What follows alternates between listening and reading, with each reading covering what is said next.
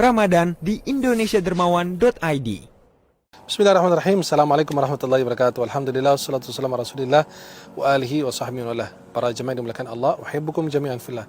Saya mencintai kalian semua karena Allah Subhanahu wa taala. Semoga Allah senantiasa pertemukan kita di dunia dalam taat dan di akhirat di surga Allah Subhanahu wa taala.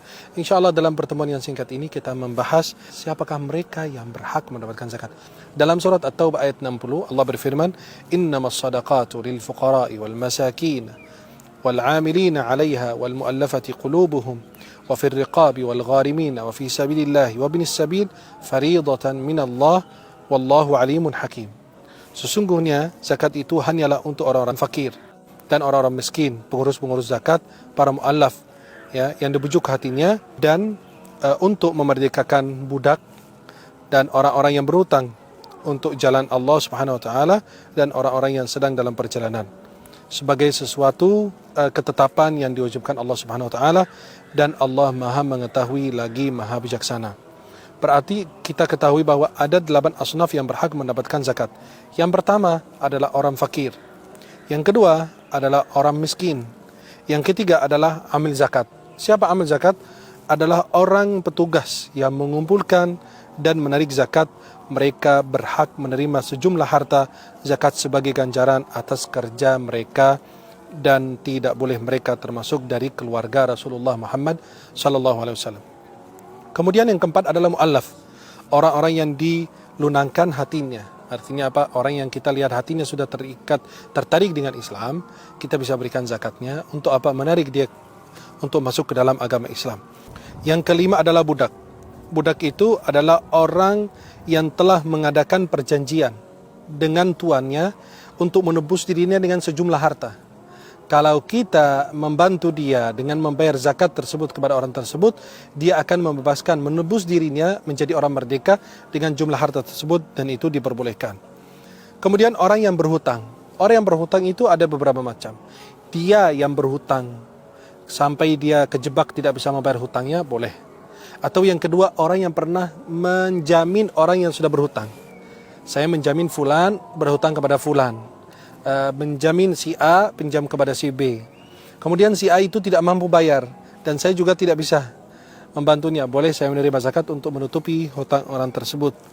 Kemudian berikutnya adalah orang-orang yang berjuang di jalan Allah Subhanahu wa taala fi sabilillah, dalam hal-hal yang menjunjungkan tinggi Islam, seperti pesantren, majelis taklim, atau para dai, atau santri, atau tempat tahfiz Quran. Ya, itu boleh diberikan dalam bab fi sabilillah sebagaimana dijelaskan oleh sebagian ulama tafsir. Yang terakhir adalah Ibnu Sabil. Dia adalah orang musafir yang berada di suatu negeri dan tidak memiliki sesuatu apapun yang bisa membantunya dalam perjalanannya, maka dia diberikan harta zakat tersebut secukupnya yang bisa digunakan untuk pulang kampung. Maka inilah yang disebut dengan 8 asnaf atau 8 golongan yang berhak mendapatkan zakat. Kenalilah mereka, bagi mereka yang punya harta, bagi mereka yang bayar zakat, agar Anda bisa menunaikan zakatmu kepada orang-orang yang tepat yang sudah diperintahkan oleh Allah di dalam Al-Quran surat At-Taubah ayat 60. Pernah Syekh Sya'rawi rahimahullah ta'ala, ulama Mesir, mufassir abad 20, beliau mengatakan, apabila engkau menemukan di sebuah negeri Islam orang fakir miskin, maka di situ ada orang kaya yang belum menunaikan zakat dengan baik. Dan alhamdulillah hadir di tengah-tengah kita global zakat ACT untuk negeri kita yang kita cintai, Indonesia, bahkan untuk di luar negeri juga, karena Islam itu tidak pernah memandang suku, budaya, bahasa. Dia memandang seluruh umat Islam karena kita semua bersaudara. Global zakat ACT ini teman-teman mengumpulkan harta zakat, lalu mereka menyalurkan zakat tersebut kepada orang-orang yang asnaf, 8 golongan yang berhak mendapatkan zakat dalam surat At-Taubah ayat 60. Bahkan bukan kepada mereka yang fakir miskin, bahkan mereka kepada pesantren, gaji guru-guru yang mengajarkan anak-anak di pedalaman, dan mereka menyalurkan kepada tempat-tempat di Anda susah ke situ, dan mereka bisa menyalurkan di seluruh negeri Indonesia ini, bahkan di luar negeri juga, di berbagai macam negara. Kita tidak sebutkan, banyak sekali negara yang mereka salurkan. Mudah-mudahan untuk seluruh dunia, Indonesia ini bisa memegang zakat untuk seluruh dunia, untuk seluruh negara umat Islam yang mereka sangat membutuhkan uang zakat. Maka ayolah kita bergabung bersama Global Zakat ACT untuk kita bisa menyalurkan zakat, dan insya Allah teman-teman di situ amanah untuk menyalurkan zakatnya kepada tempat-tempat yang sangat membutuhkan dan yang tepat, dan benar-benar mereka mengalami kesulitan untuk mendapatkan harta, teman-teman dari ACT menyalurkan uang tersebut kepada mereka yang berhak mendapatkan zakat. Insya Allah kita semua berusaha melayani umat, dan ACT juga berusaha menjadi pelayan umat dan bisa membuat umat bahagia dan mengukir sebuah kesenyuman di wajah umat Islam dimanapun mereka berada. Sebarkan info ini kepada banyak teman agar mereka menjadi bergabung bersama ACT atau Global Zakat ACT, dan insya Allah Anda menjadi jembatan untuk kebaikan. Semoga kita senantiasa memperhatikan zakat kita dan jangan sampai kita melalaikannya.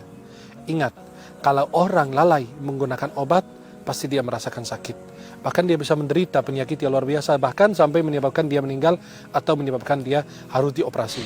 Maka segeralah bayar zakat dan kewajiban yang Allah sudah tentukan untuk kita. Mudah-mudahan Allah senantiasa meridai, merahmati kita. Saya mencintai kalian semua karena Allah. Semoga dipertemukan di dunia dalam taat dan di akhirat di surga ya Allah. Subhanakallahumma bihamdika asyhadu an la ilaha illa anta astaghfiruka wa atubu ilaik. Assalamualaikum warahmatullahi wabarakatuh.